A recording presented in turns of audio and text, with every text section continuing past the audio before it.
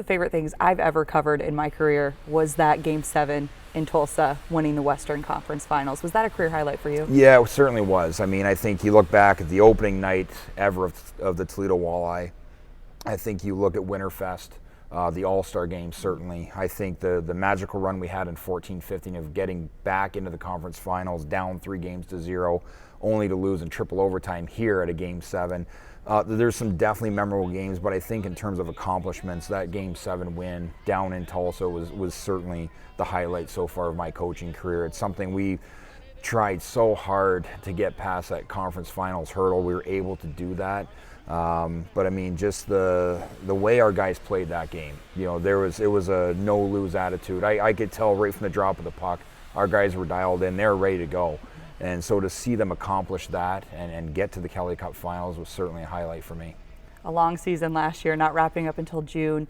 Now you have a completely new roster. I think only 8 returned from that team.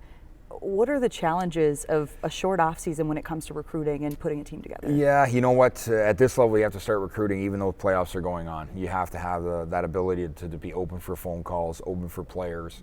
There's a lot of free agents you don't want to get behind, and I've talked to some coaches in the past who started the recruiting after their playoffs were over with, and maybe they fell behind the 8 ball and maybe didn't have as strong a team at the start as what they hoped. But for us, you know, with the staff we have, myself, Andy Delmore, Alden Hirschfeld, and even Brent Bain, we have the ability to sort of cover a bunch of different areas, and recruiting being one of them. So it started during playoffs and just continued right after Game 6 loss in Newfoundland. You know, we were right on the phone the next day. As crazy as it sounds, that's part of the business. That's our job, is to make sure that we're on top of things. And so, as short as it was still, you know, nothing got held up because of what we were doing.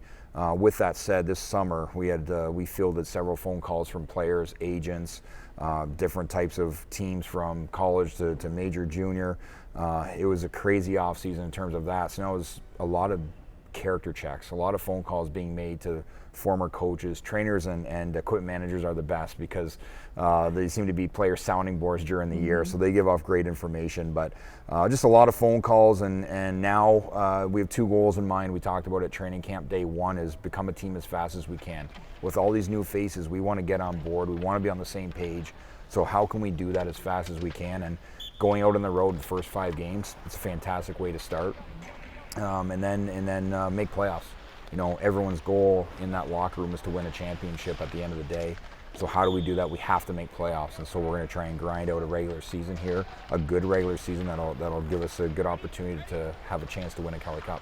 And people want to play here. I mean, especially after last year, but even just the atmosphere of Toledo Walleye hockey. Yeah, it's an attractive place, that's for sure. I think, you know, probably the last 5 years, something special has been built here. You look on YouTube, I know Toledo Walleye, they're extremely active in social media. Players are all over social media, not just our players, all different types of players. And I think they see what's being created here and what has been created here and what can still, you know, I think this can still even be even more. You know, we had 31 sellouts. Why not try and get to 36? I think Toledo can do it. I think our staff can do it. I think the product on the ice is going to be good enough to do it. Players want to be involved in that type of atmosphere. They want the pressure of winning at home. They want the hopeful reality that there's an opportunity to get to the playoffs and win a championship.